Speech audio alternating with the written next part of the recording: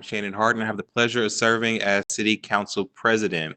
Today, we're going to hear from several of my colleagues, Councilmember Mitch Brown, Councilmember Shayla Favor, Councilmember Rob Dorrance, and several other guests. We also have Councilmember Emmanuel Remy, who is also with us, and I think we might have a couple other council members that will pop in throughout the town hall. This week, we're going to focus on issues important to our seniors. We'll kick things off with an update from Columbus Public Health Policy Director Edward Johnson.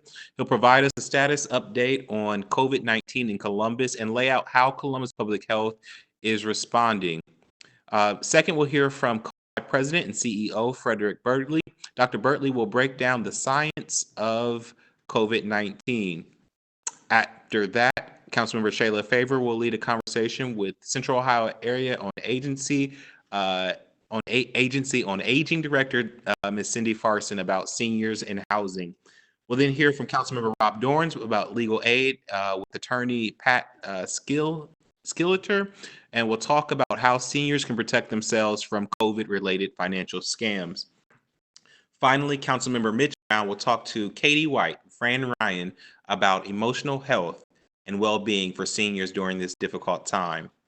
We've been collecting resident questions, and we'll be answering some of those questions as the town hall continues.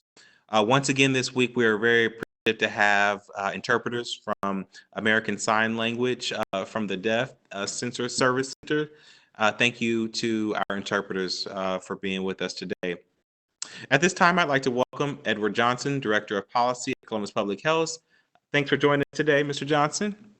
Hope you're doing well. Thank you for having me, Council President Harden. Very happy to be here with everybody this afternoon. If you don't mind, I'll just go ahead and get started, and we can do kind of an epidemiological set. And I know that we're focusing on seniors today, so I'll start kind of macro and then try to focus down a little bit.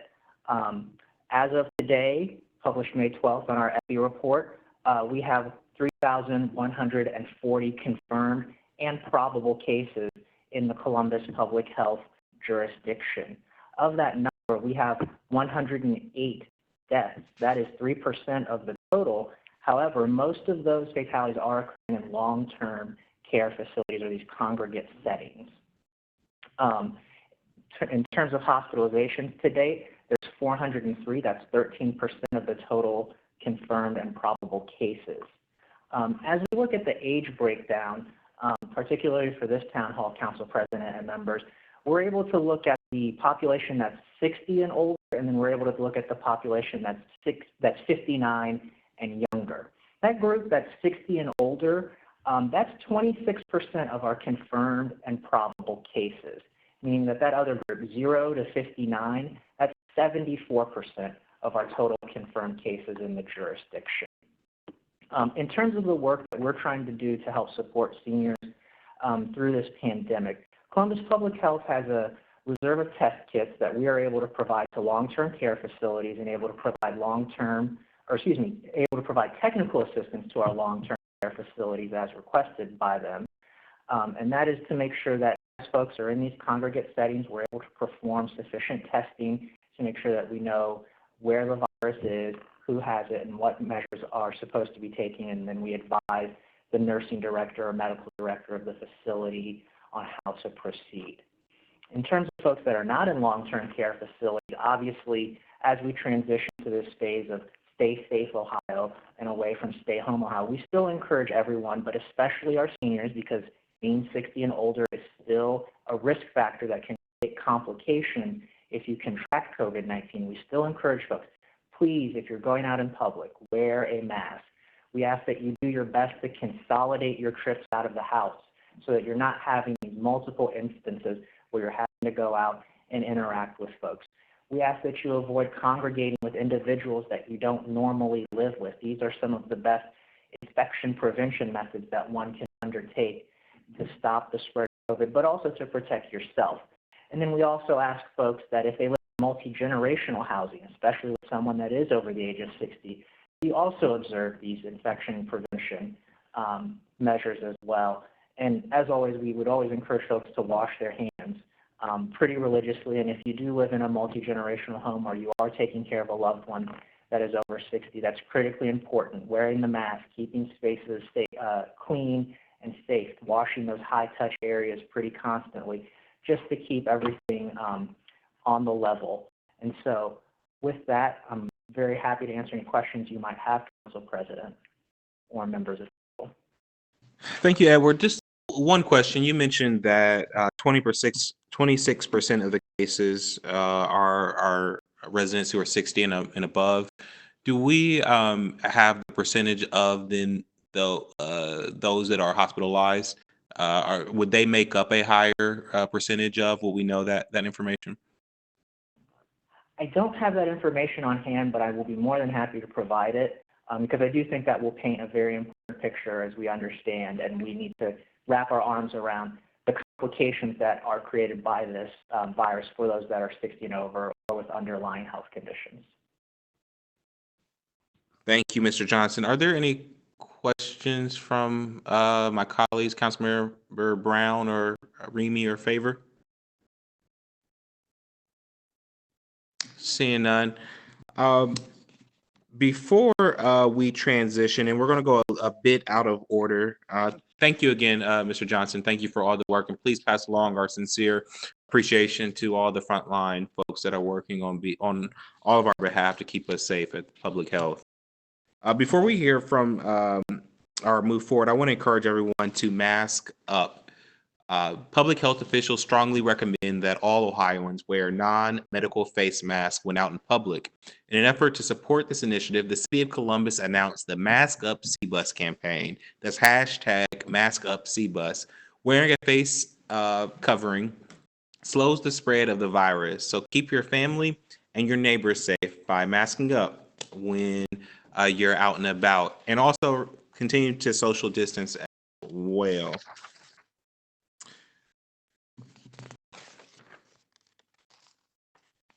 So we're going to, like I said, and thank you for winging it with me.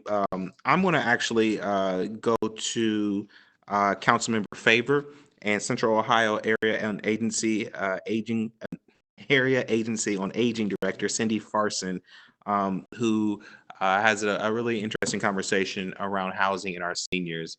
With that, I'm going to turn it over to Councilmember Favor. Thank you, Council President Hardin, and good afternoon to everyone. Today, we're focusing in on the topic of housing amongst our senior community. It is important to me and my colleagues that our senior residents in Columbus are able to age in place. And as we continue to work towards protecting our residents from the implications of COVID-19, this topic is more important than ever. Our senior population is especially vulnerable to COVID-19. Therefore, having a safe, affordable place to call home and shelter in place is absolutely critical. Last year, Council passed legislation in support of the Housing Assistance Program to help reduce eviction, displacement, and homelessness for residents 50 and older. We know that most older adults are on a fixed income, so a surprise expense can send folks scrambling to make ends meet to pay their rent or their mortgage. We continue to work with organizations like COAAA, who work daily to support older adults who may be facing a housing crisis. The funds from the HAP program were designated to be used to address needs such as a missed rent or mortgage payment, rent or utility deposit, housing violations, moving expenses, or other hardships related to maintaining safe housing, which can lead to displacement. Now I'd like to turn it over to Cindy Farson, Executive Director of the Central Ohio Area Agency on Aging, to talk more about the HAP program and other efforts COAAA is engaging to assist seniors in our community. Cindy? Hi, thank you. And I'm going to leave the HAP till the end because it's so important to us right now. I just want to discuss start with some of the service issues of today. We case manage about 10,500 older adults and people with disabilities, and we grant funds to partner agencies that serve another 25,000 individuals. And to date, we've distributed about $1 million from the Family First Act through the Older Americans Act to meal partners in our 8-county region. And Life Care Alliance here in Franklin County is the largest of those. So they were able to quickly switch their congregate meal program over to home delivered meal programs. And they've increased by about 30% from meal requests from the community during this time when older adults absolutely don't want to be out there. We're expecting another $2 million through the CARES Act to continue emergency food help, which has been the #1 request so far. And then part of that money will allow us to do some other services, hopefully catch up with some things that have been on the back burner as we start to open up. And I wanted to give you a situation that we had last week. And this was a client with dementia, and her caregivers, the client and her caregivers all were discovered to have the COVID-19 virus. And the older adult of the three of them actually was the least symptomatic. So the son-in-law had to go to the hospital. The daughter was beside herself because her problem was getting worse, and she was just, what was she going to do with her mother? You know, we can't put positive clients in nursing homes right now for respite. So she was just like, what will I do? We were able to contact our social workers placed with the REACT team at Fire and assure the caregiver that if she had to call the squad for herself, they would take her mom to the hospital also. So for her absolutely not to delay if she felt it was time to go to the hospital. And what precipitates all this is there's not enough PPE. We had the home care provider pull out in a home with 2 COVID positive people for lack of PPE. Now, eventually we can find one that will take it, but this is a problem throughout the home care industry right now, and a really serious one. But on a good note, we have had so many donations of cloth masks, cleaning and home supplies, hand sanitizer, cash donations from the community and businesses. And so we're very grateful for the help people have been sending. But to focus on housing, which is really the bedrock of us being able to provide these packages of services and keep people at home and out of facilities. First, I wanted to talk about congregate facilities. We have coordinators in about 9 facilities, and those social workers arrange services in the facilities when they're needed. And we contract, and a few of them we contract with home care agencies to have an aide there all day to serve clients. And then during this emergency, our clients or our coordinators weren't able to go into the facilities because, of course, they're trying to keep as many people out as possible. So they were able to obviously talk to them on the phone, make sure their services were maintained, make sure people got home meals, and we had staff volunteer to get their food bank boxes to them delivered to their doors. But I know you're going to talk about this later. Isolation from friends has been an issue, a huge issue. And one of the first asks from clients is for masks as things open up. And we're sitting here trying to figure out how we're going to get masks to all the clients that we have for the people that come in and for the people that can actually get out, like in senior living facilities. But we're so grateful that City Council has been in the forefront of the eviction issue. And I'll mention my concern about that. Aetna is one of our managed care partners, and in this emergency, they donated $40,000 to help assist any of our 10,000 case managed clients with emergency issues to help them stay at home. That would include supplies, microwaves, whatever they needed, sometimes rent and utilities. And I did a TV interview talking about the donation and how important it was to help people at home during this time.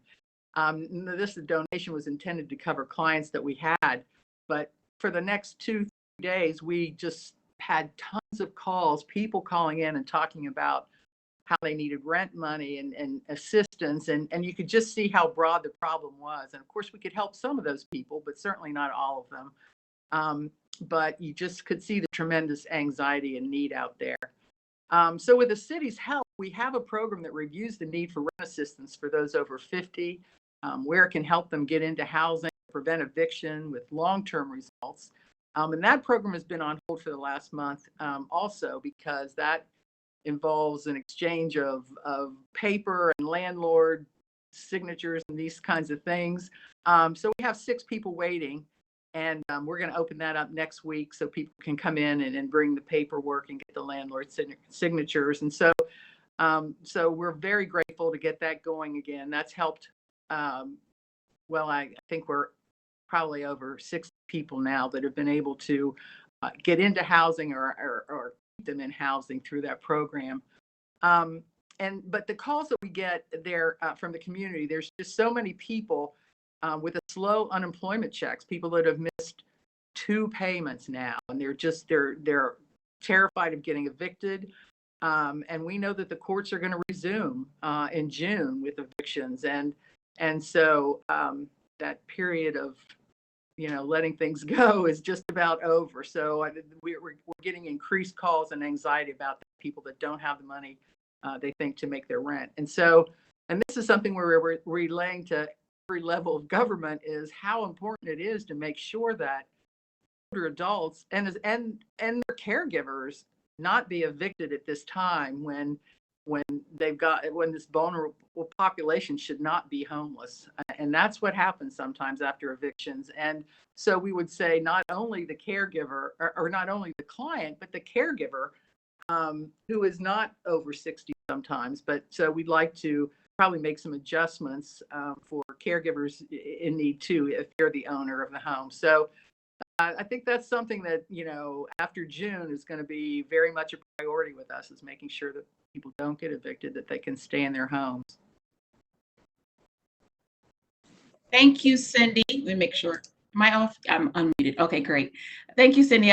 We really appreciate that update. I think we have time for just one question. And one of the questions that we received from the community is if you had any advice for seniors who are at risk of losing their housing. You mentioned briefly the work that the HAP program does, and the reality that we are addressing every single day is the fact that the court will be opening back up in June 1, and how that reality will affect our senior residents. And so from your perspective, what would be the advice for our seniors as it relates to just housing? Well, we do have people here that are very experienced counselors, and they have connections. And with the HAP program, we work in conjunction with many agencies across the city, and they will try and help you find you what you need. If it's available out there, they will try their hardest to do that. And like I say, they may qualify for some of the emergency funds that we have. So don't hesitate to give us a call. Our people are here and ready to take those calls.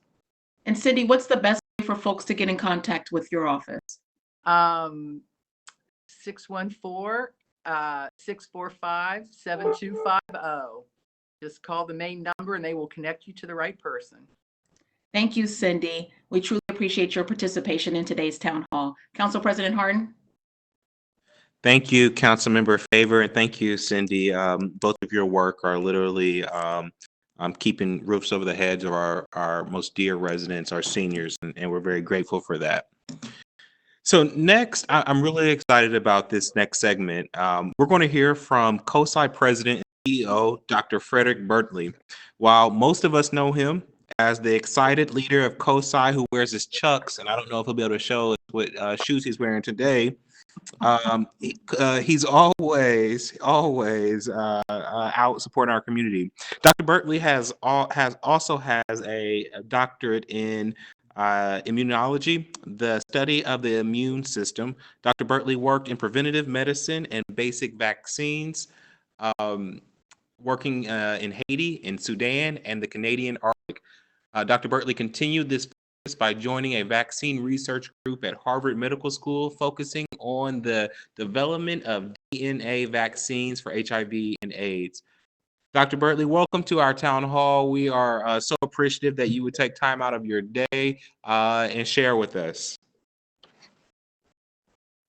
Can everybody hear me okay? Great. President Harden, thank you so much for inviting me. All of City Council, it's an honor to be here to share a few thoughts for about 10 minutes or so. I think I have to answer some questions. I'm out of breath because you mentioned the Commerce Chuck Taylors. So here they are. And as you can see, if you can see the close-up, It says COSI, the #1 science center in the nation. You all and people across the country voted for us, USA Today. So these are the Chucks. With that, I'm happy. I think you wanted to ask me a couple of questions. What I'll do is I've prepared some slides to help address your questions. So whenever you're ready. Dr. Burley, I would we got some questions in that are pretty standard, and those Chucks are pretty fly. Let me go back to the Chucks real quick. I don't want to let that fly by. Also, I want to recognize, I said earlier, one of my colleagues, we had more colleagues that were going to join. President Pro Tem Liz Brown is also part of the town hall as well. One of the questions that we got, Dr. Burtley, is that many folks want to get back to their daily routines. And of course, we as city leaders are listening and want to work towards how we transition to our next new normal. Why is social distancing still so important, regardless of what the next phase of this transition looks like? Sure. Great question. I'm going to pop up and share some slides. Just if you can say you can see my slides, that'll be great. Yeah, we can see them. Okay, perfect. So real quick, just to put things in perspective for your audience, this is the size of a tennis ball. This is what we're dealing with the size of a virus. Tiny thing, of course, you can't see it with your eye. This is what it looks like from a cartoon standpoint. And what's critical is what you're seeing up top are the actual genes, right? That's the genome that you see on top. If you put it in perspective with humans, we have, make sure here. Here we go. So humans have 20,000 genes. Your average fruit fly has 13,000 genes. Bacteria has about 600 to 5,000. This little bug has only 14 genes. Think about that. When you think of how it's ravaged our society, the US, the world, we're talking about 14 little genes in this infinitesimally small thing. If you talk about pandemic mortality, if you remember SARS in 2003, that led to 774 deaths worldwide. H1N1 in 2013, just over 18,000 worldwide. Right now in the US, we already have almost 83 deaths as of today, and coronavirus around the world, almost 300,000 deaths. So 14 genes doing this damage to us, unbelievable. To your question about, opening up too soon, we all want to get back out there. This has been taxing on the entire planet, all 7.7 people, but it's really about herd immunity. You hear it all the time in the news. I'm going to answer your question by showing you a few slides that make it clear why social distancing is important and what herd immunity is all about. So first of all, there's 3 kinds of people right now. Those who are not immunized, and when I say immunized, I don't mean necessarily a vaccine. I mean whether you received the vaccine, and of course there's none yet, but whether you received the vaccine or you got exposed to it, being immunized just means you have some defense mechanism in your body to deal with whatever the bug is. Right now, no one's immunized. In yellow, that would be someone who's immunized and healthy, and in red is someone who's both not immunized and sick. So here's what happens in nature. Here's what happens in the community. You have a group of people all in blue. We're all very healthy. We're not immunized. There are 2 people in red who are also not immunized, but they're sick. They're infected with coronavirus, right? Well, if you don't have any immune protection, which we don't because coronavirus is new to society, is new to the planet right now, this is what happens in a very short period of time. The 2 red people infect the entire population. Fair? We get that, right? Now, if you had some people who were immunized and healthy, as you can see in yellow, you still have a preponderance of people in blue. That means that's me and you, people who are susceptible to being infected, to, in this case, coronavirus, and you have a few people in yellow who are protected, but not enough. What happens is still those red people, because they're so close to the blue people, can spread the virus. Right? The point of herd immunity is to have more yellow people, have more people who are immunized, whether you had a vaccine, which we're working on, or you somehow were exposed to it and now are protected. There's so many protected people around that the 2 red people can't spread the virus enough. And with time, you get maybe one more person infected, but as a society, we all stay yellow. That's what herd immunity is about. What does that have to do with opening up our society right now with coronavirus?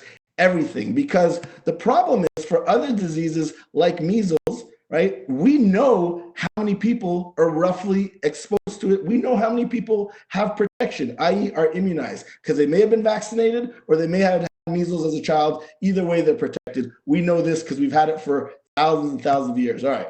Same thing with hepatitis and tuberculosis. These bugs have been around a long time, so we know they penetrated society. Well, right now, in the case of coronavirus, we don't have anybody who's immunized. So if you get exposed to it, you'll get infected. And it gets really difficult because there are three categories of infected people. Those who get infected get really sick and unfortunately pass away. Those who get infected get pretty sick, but kind of like a flu. 14 days later, they recover. But there's this third group that you're infected. You're walking around with this bug, this pathogen, this virus, but you have no symptoms, so you have no idea, right? And so because of that, right now in Ohio, around the globe, we don't know how deeply this virus has penetrated populations because we don't know that because we haven't seen this bug before, right? So we don't know if it's a low virus penetration like this situation or if it's a high virus penetration. We don't know. The only way we can figure that out, there's only one way to figure that out right now, at least, and that's testing. 10 years from now, we're going to know exactly how many people are infected with this. But right now, the only way to do it is testing. And that's why the testing is so critical. And so it's not just testing people who we think are sick or susceptible, it's testing a wider audience because there are many people who aren't sick and are carrying it. And once we know that, then we can decide, oh, it's now safe to open up because we know coronavirus is only infecting 20% of the people in Ohio. Hey, we're okay. But if it turns out it's infecting 30 or 50 or 70%, that's an issue. So those are the things that concern and dictate when and how we should open up. Thank you, Dr. Burkley. You gave a lot of good information. I see my colleagues, and I didn't talk to them about this, but I want to open it up just because I have questions, but I want to see if any of my colleagues have a question while we have the great doc here. Councilmember, President Pro Tem has a question, Doc Burkley. Yes, Thank you, Mr. President. Hi, Doctor. Thanks for joining us, Dr. Burkley. I was wondering, speaking of herd immunity, if you can share the latest science on immunity once you've contracted the illness. I know that testing has not shown us the full spectrum of people. We just don't have enough testing to know everyone who's had it, but some folks have had it obviously confirmed. And can you share the latest on that? I mean, that's a great question. That answer is all about time, right? The only way we'll know the kind of immunity, both that the vaccine awards you, or if you were unlucky enough to get infected but recover, the only way we'll know what kind of immunity you have is with time and you being exposed to it again. So let's say you got infected, you recovered, now you're feeling good. If you get exposed to it in 2 years from now and you don't get sick, oh, we know your immunity lasts long. If it's like influenza that comes around every year and it turns out that this coronavirus, which we don't think right now, but if this coronavirus mutates like crazy, the immune protection you got because you were sick might not last a full cycle. So we just don't know. And that's why, unfortunately, we have to wait and see how this pans out. So that's not a distinct sort of pathway that scientists look down right now to try to figure out if the immunity actually occurs, because there's so many ways it can mutate in the future. They're so focused on the vaccination that they're not trying to find out right now whether, the thousands in Ohio should feel safe now that they have had it, if they've recovered. Does that make sense?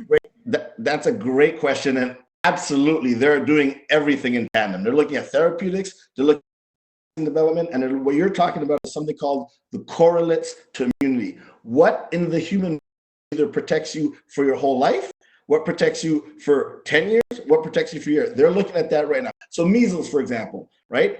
Now we know, because measles has been around for hundreds of years, that if you get infected as a kid with measles, you are protected for your entire life. It's called lifelong immunity. Whereas there are other things that's just not true. A tetanus shot, that's why you need a booster for tetanus shot. But a tetanus shot will give you a good 10 years. Influenza, the common cold, the common flu, that, as we know, you got 1 year, and then you got to vaccinate every year. So yes, scientists are looking at that. They're looking at all the people recovered to look at their immune system, see their antibodies, see their cell profile to see if they know, but it just takes time. And the only way you can find out for sure, Councilwoman Pro Tem, is by the person getting exposed to it again. We can't take a woman who was exposed to coronavirus and recovered and say, okay, swallow some coronavirus We want to see if you're protected. We do that with animal studies, we do that in the test tube, but that's the thing. We can't do that with people. It's a waiting game to see if there's another outbreak. Are these people who were exposed before protected? Thank you. Very welcome. Great question.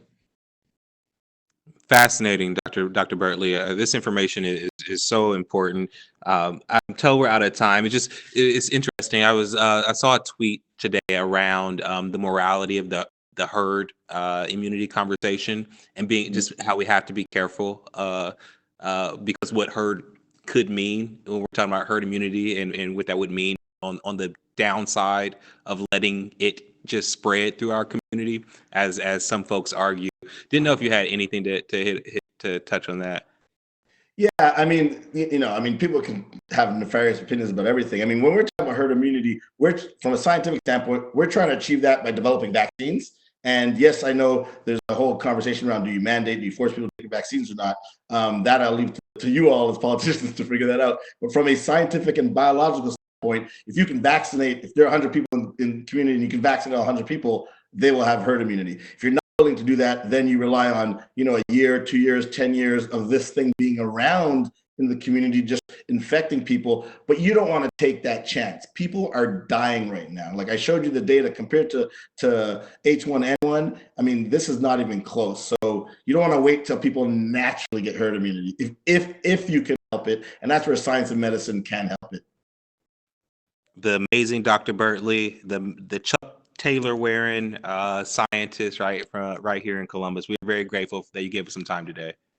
Thank you. And to the whole council, I just want to thank you for your continued support to COSI. We really appreciate what you all do day in, day out for not just COSI, but the entire community. Thank you very much for having me on. We love you guys. Thank you. Next, I'd like to introduce Councilmember Rob Dorns and Attorney Pat Skilleter with the Legal Aid Society of Columbus to share information on how our seniors can protect themselves financially from scams during the COVID-19 outbreak. Councilmember, I'm going to turn it over to you. Thank you, Council President. Good to see everyone tonight. I think we've all been particularly inspired by folks in this crisis doing the right thing, whether that's wearing a mask when they're out in public, or shopping at the grocery store for an elderly relative.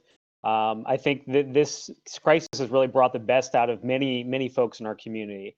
Unfortunately, there are certainly those who use crises like these to take advantage of people and not do the right thing.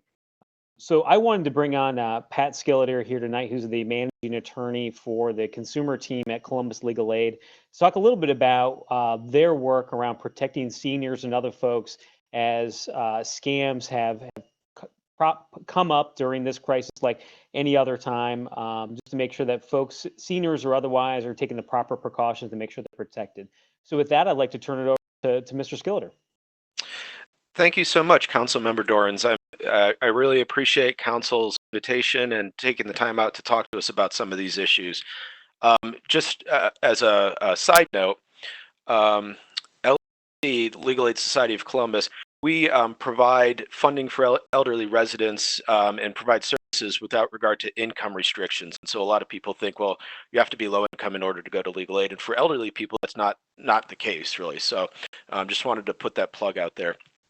But I wanted to sort of talk about the types of scams that have popped up around the coronavirus, and then also just give a little bit of advice or our recommendations for trying to avoid those issues, or if you unfortunately run into the scam and become a victim, how to try to address that problem. So in terms of the categories of scams, I've put it in 4 different categories. The first one being scams that are targeted directly at elderly people. The one thing that's come up recently is services that are claiming to offer to pick up groceries or run errands for elderly people who are trying to stay home. So they'll say, okay, well, just give us the money for your groceries and we'll go ahead and take care of that. Well, they run off with the money. The other classic scam that you see with elderly people is what's called the grandparent scam, where they get a phone call from someone who's pretending to be a relative, like a grandchild, and say, well, I'm stuck out of state, can you wire me money? And that, we think, is popping up a little bit across the country where people are saying, well, hey, I'm stuck in a different city or a state and I can't, we're not allowed to travel and I've run out of money. So those are some that are targeting the elderly. Some more general scams that, of course, the elderly could be susceptible to have popped up around the stimulus money. So some scammers are reaching out and saying, hey, in order to get the stimulus money, you have to pay a fee. Or they would say, I can help you get the stimulus money, but you have to give me your social security number or your bank account information for direct deposit and some of those kinds of things. And what we tell people is the IRS doesn't contact you by phone, email, text, social media, etc., and they don't charge a fee. I mean, so it's just a flat out ruse. The next category is COVID cure scams. So scammers will be selling vaccinations, claim to have miracle cures, treatments, air filter systems, unapproved home testing kits, and some of them have even been claiming to call and be from either the CDC or the WHO and saying that they have cures, but charging people a fee for that. And then I think the final category of scams that we've seen pop up here recently are charity scams. So sometimes they'll pose as a real charity, but have no affiliation with the charity and then just run off with the money again. Some of them will make up a fake charity and but sell it in a way that's supposed to be related to COVID or some other type of charity that people that might appeal to people. And so, I mean, the big piece of advice I try to instill in people is to just ignore any communication, phone calls, text messages, emails, door-to-door sales, social media, advertisements. If it's something you didn't solicit, if it's something you're not expecting, just ignore it. Research charities before donating. We recommend donating online rather than over the phone. Obviously, don't give out your personal or financial information if at all possible. And I would say make sure that whoever you're speaking with is who they claim that they are. And then I think the last thing, just a couple other notes. The Federal Trade Commission has changed rules on credit reports. It used to be that you could only get, I think, 3 free credit reports a year, and they're now allowing people to get 1 per week for free. So it's a little bit easier to track credit and keep an eye on that. So I'd recommend doing that. And again, if unfortunately someone finds themselves in a position of having been scammed, I say report. So file consumer complaints with the Attorney General, the Federal Trade Commission, the Consumer Financial Protection Bureau, local law enforcement, and if at all possible, I'd be happy to work with people. And if you run into elderly people being scammed, you're welcome to refer them to LASC, and we'll do as much as we can to help them out. But I think that's pretty much the gist of it, and I'd be happy to take any questions that you have. Patrick, I think you talked a lot about a few different scams that are basically packaged for COVID now. These are not unusual, but they're sort of things that are being packaged right now to sort of target folks with sort of what's happening currently right now in society. I was wondering if you could maybe give folks a couple of tips about, hey, if you do get that call from someone posing to be a grandchild or from a charity, could you give folks maybe a couple of tips of maybe a couple of questions that you would suggest they ask to maybe see whether or not this is legitimate? Yeah. So with the charities, first of all, because I think that's a little bit of an easier question. Like I said, I discourage people from donating over the phone to charities just for this reason. You don't necessarily always know who you're talking to, and most of the charities you're going to find, they'll accept donations online. So I would say do that. I would Google whatever the charity they're claiming to be. Google them. There are also some decent resources online. I think it's called Charity Navigator that I don't certainly sponsor or endorse, but I think they do at least report on charities. And then if you're talking about the grandparents scam or grandchild scam, it's a harder one, and obviously it's more effective because it really preys on the grandparents' concerns. But one recommendation they say is try to know when people are going to be out of town and try to know where they might be, so that if this situation comes up, it's not going to be a problem. I would say the other thing is, nowadays with technology, if the elderly have the ability to use like PayPal or Venmo, rather than wiring money through the old-fashioned way, I think that would be a little bit more secure. And then if you're talking about email, one of the big things that I've seen is if you just look at the email address of the sender, sometimes it will not match up with the name that it purports to come from. And so if you look at that, a lot of times that'll tell you if it's a scam. Thanks, Pat. I think you just started talking about it, but I wanted to ask you a question. I think a lot of folks have heard about phishing scams before. I wanted to know if you could talk a little bit more about sort of what those are and how folks might be able to identify if they're the subject of one. Sure. So a phishing scam is usually going to be an email or a text message that tries to get people into giving away personal information or online passwords, social security numbers, so on and so forth. And they're usually going to be impersonating legitimate companies, especially businesses that you may have done business with in the past. So, they're getting more and more savvy with scams. But what I would say in trying to avoid phishing would be, aware of any unsolicited communications. I mean, to me, it's just red flags should go up right away if it's unsolicited. Ignore things from companies you don't have a relationship with. Look at the complete email address, like I said, and that's tricky to do with the phone. Sometimes you need to go to an actual computer, but I would recommend trying that. And then I know the government agencies, they say make sure that you keep your computer and phone updated, the software updated, and have security software on there. Use multi-factor authentications for most of your accounts if that's possible, so you have both your online sign-in and then a text comes to your cell phone, and then if you run into the problem, just report it to every agency that you can. And I know you mentioned a moment ago about where folks should report if they feel like they've either been the victim of a scam or if they feel like they've received a call or text message that they feel like was suspicious. I just want to give you an opportunity maybe to mention that again, just in case we've got folks that maybe joined us a little bit late, because that's really important, as these things continue to happen, that folks know where to go to either report, whether they've lost money or just report in general whether or not, they are starting to see something in our community that's fraudulent. Yeah, so the big agencies that I would recommend reporting to would be the Ohio Attorney General's office, and they take consumer complaints both online and by phone. And I think that's the case for all of these agencies, by the way. But the next one is the Federal Trade Commission, then the Consumer Financial Protection Bureau. I would also recommend local law enforcement. And then again, if possible, you may want to hire counsel. There's an Ohio Victims of Crime Compensation Fund, where if you report something to local law enforcement, you may be able to get your money back through that. So that's also a decent resource. That's great. Patrick, I want to thank you for the work that you do over at Legal Aid with your team on consumer protection.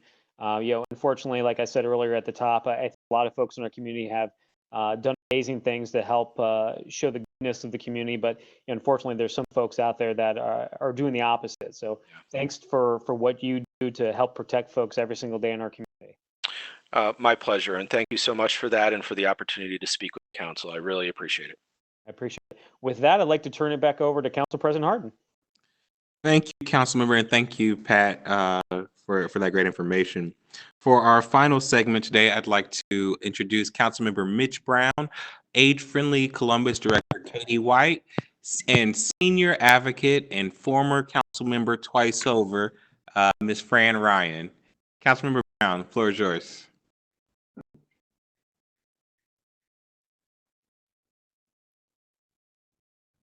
That is taken advantage of by paying someone to go do their grocery shopping. You want to pay them after they return rather than giving them money up front to try and minimize that potential problem from occurring.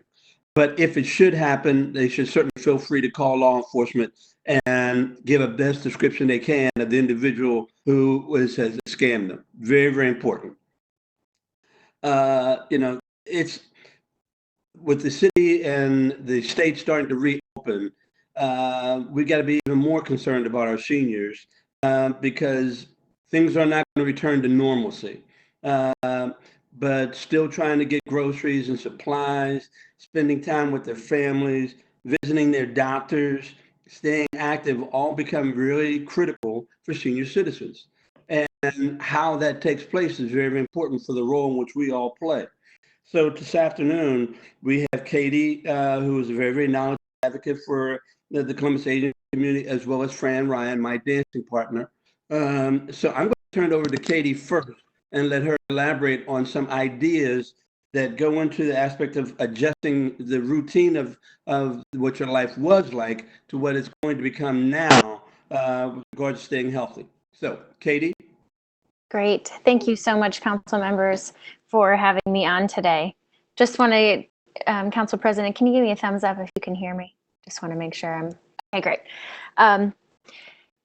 It's my pleasure to be here today to share a little bit about some of the new programs that are going on, expanded programs in the community. I've learned a lot. Dr. Burkley's presentation and my colleagues' presentations were so helpful. And I just am here to take a moment to describe a little bit about the programs that we started thanks to the initial funding from our Columbus City Council members in partnership with Clintonville Beachwold Community Resources Center and Village in the Ville, Age Friendly Columbus in Franklin County, which is a program of Ohio State's College of Social Work, was able to launch 2 new programs within 3 business days of our first announcement around the COVID virus in Central Ohio. So we were able to launch the Friendly Phone Line, as well as delivery of necessity bags to individuals that are older around town.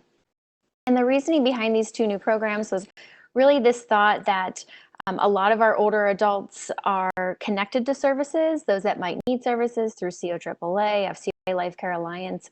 But really, we were thinking about those that were at baseline very independent, and those individuals volunteering for all of our social service agencies in town, and those that now, due to these increased restrictions, are experiencing some challenges that they hadn't before. So the 2 main issues that we were worried about were, again, that increased social isolation as well as food insecurity. So our 2 programs are going really well. We've delivered over 1,300 bags of food and toiletries and masks to the doorsteps of older adults across Franklin County, actually. So we served over 43 zip codes. We have engaged in over 800 phone calls to the tune of 66 hours of friendly phone conversation between older adults and vetted volunteers, which are College of Social Work students, staff, faculty, and some staff members at Clintonville Community Resources Center. So, you know, in anticipation of this, we wanted to make sure that we kind of got ahead of it. And we've been at this is our 9th week, so we feel really great about what we've been able to do. And I just want to take one moment and really say, in this shared experience, all of us together having to be at home, you know, we've all had this empathy building exercise and understanding what it might be like to be an older adult that's unable to get out for one reason or another, or an individual, you know, experiencing an injury or an illness. So through that, it's been my honor to work alongside the community partners, but also to really be able to highlight and see that older adults, albeit not being able to volunteer or do the things they normally do, they're really coming around and thriving with this new telehealth. There was a new study that came out from the Hartford Foundation today that said older adults are experiencing and liking telehealth.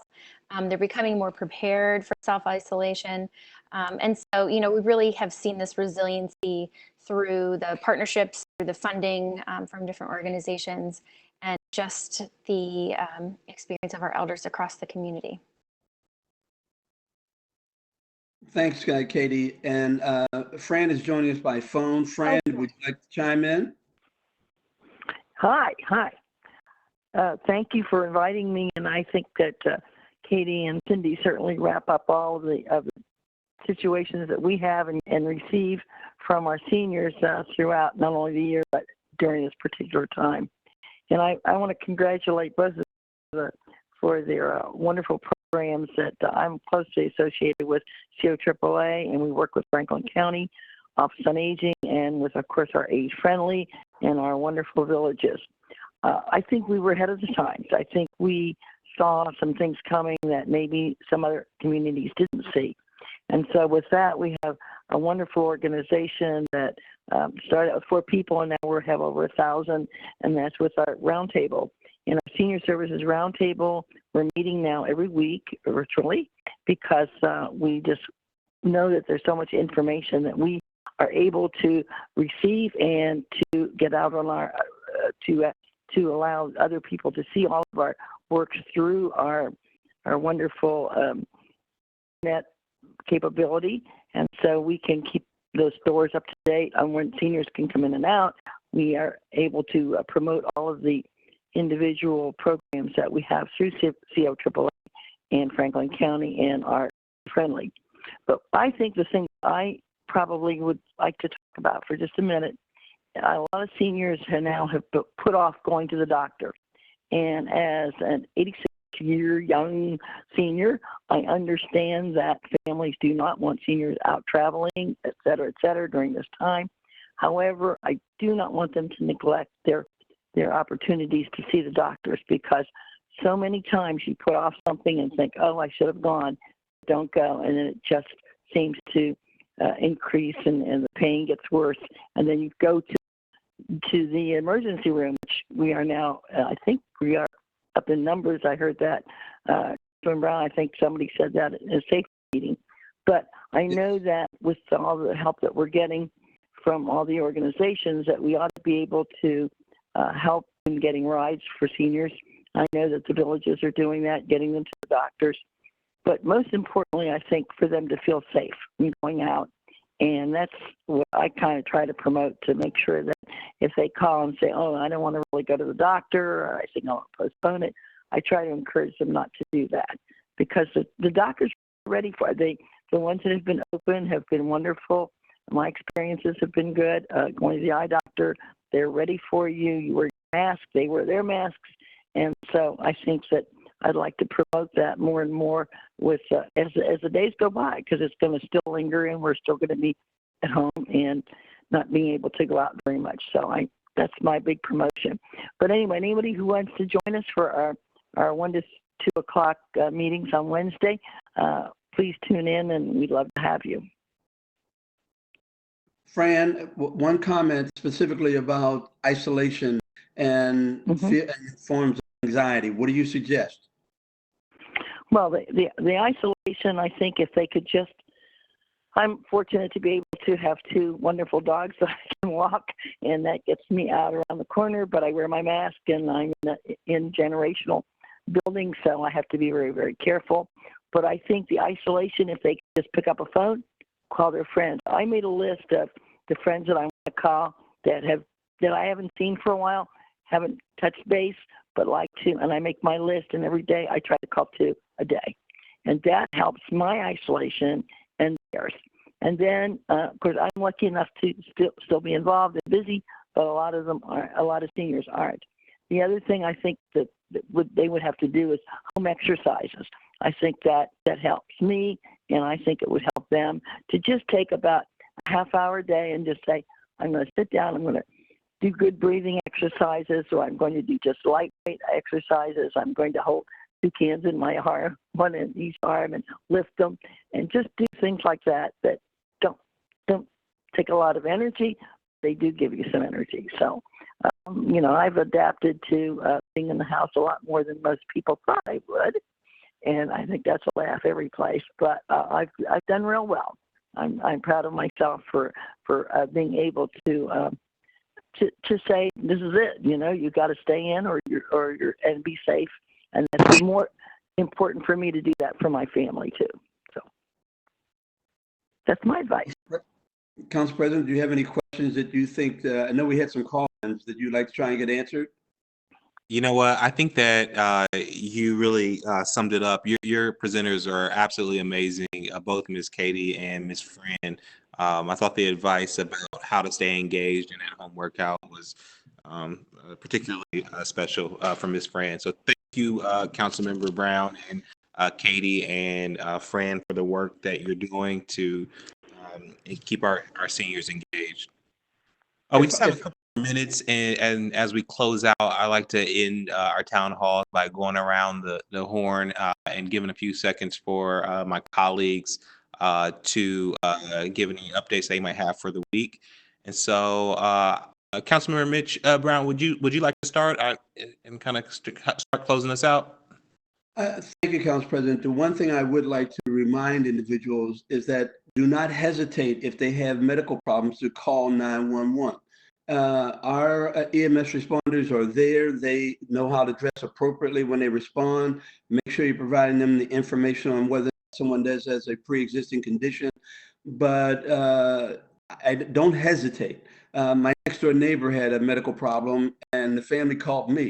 I was like, no, you called the wrong person. You want to call EMS, man. They'll take care of you. And it's important that our citizens appreciate that our system is working well. And if there's nothing wrong, fine. But I'm very pleased and excited. And you already heard from Fran making a reference to the fact that there's a call-in every Wednesday, again, to provide good quality information. And I like Fran, also call friends. I have a list of folks that I call and check on every week to make sure they're doing okay. And it helps me stay on tune what's going on. So again, thank you for the opportunity, Council President. Thank you, Councilmember Brown. I don't blame your friend for calling you too, but they should call 911 first and then follow up with Councilmember Brown. I'm going to go to Councilmember Rob Dorrance next, and then we'll go to President Pro Tem. I would probably call Brown first too. I just want to. I'll take care of you, Rob. I want to get on that list for you to call me every week too. Okay. I just want to underscore something that the Council President talked about earlier. As businesses begin to open up in our community, it's going to be even more important for folks to start wearing face masks or face coverings in our community. This is really the best way for us to continue to flatten the curve here in our community, and it's about protecting others. And it's there. Councilmember Brown's throwing his Steelers. Even though I'm a Bengals fan, he's throwing on that Steelers face mask right now. He's grinning through it too. So do your part, mask up Columbus. It's not only about protecting yourself, it's about protecting your family and the community in general. So please take that seriously, no matter whether you're stepping out to go to the grocery store or whether you're going on the bike path. Please do your best to make sure that we're taking care of one another. So stay safe, Columbus. President Pro Tem. Thank you, President Harden. I just wanted to thank the excellent presenters today who really gave some very valuable information to our residents. I want to note quickly, I've been trying to get this message out in as many places as possible. Right now, Governor DeWine has said close to 90% of our economy is open.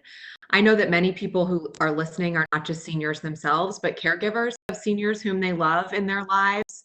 And are going to face extra stressors now that they're being called back to work. Additionally, many of the people who are caring for seniors they love are also caring for dependent children that they love. Please know and get information about the paid family leave benefit that Congress passed in the Families First Coronavirus Response Act. There were some really unfortunate exemptions, giant size holes that you could put a boulder through, to be quite honest. But some workers who are caring for dependent children would still qualify for that paid family leave benefit. And if you have any questions about it, we would like to help you track down those answers. So you can always contact my office at ecbrown@columbus.gov. That's my email address. Because now is a time where a lot of families are going to feel strain. This is a difficult time to navigate caring for the people that we love, and we're being told to show up at work as well. So many people cannot work from home, and if there's anything that you need, we would like to be a resource. Thank you, Council President. Thank you, President Pro Tem. Councilman Remy is on, but he said he did not have a question, so we'll end it with Councilmember Favor, if you have a comment. Thank you, Council President Harden. I just want to extend my appreciation for all of the guest speakers that joined us to talk tonight about this very important conversation. Just want to underscore the conversation with Cindy Farson and COAAA that if our seniors are experiencing hardship, please proactively reach out to COAAA, and also feel free to reach out to our office, my office, if you have any questions. And to note that the courts are reopening right now, June 1st.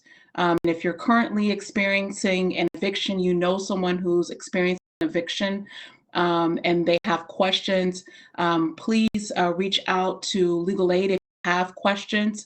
We know that given the conversation that was presented by my colleague Rob Dorrance, that this is the time that people are unfortunately taking advantage of others. And we know that there are some folks out there that are experiencing hardship and are being taken advantage of through this eviction process. So if you have those types of questions, please reach out to legal aid. They are absolutely available for guidance, as well as if you're experiencing an informal eviction or a retaliatory eviction. Do not hesitate to call the police. And there's also a designated line with the Department of Development that will help funnel any of those types of concerns. So thank you for your attendance and participation tonight. Have a wonderful evening. Thank you to all my colleagues. And again, I echo all of the council members in thanking their presenters for their presentation tonight, but really for the work they do each and every day. Just want to put a note in that we will not have a town hall next week. We will not have a town hall next week because we will be back at council on Monday, May 18th at 5 p.m. We always encourage folks to engage with council, even though we're meeting virtually. You can still engage through YouTube, through Facebook, or via the designated call-in number. It was even important that you can call and speak on legislation. That's really important that we hear from you regarding the legislation that we're considering. So I just want to thank everyone and have a great evening, Columbus.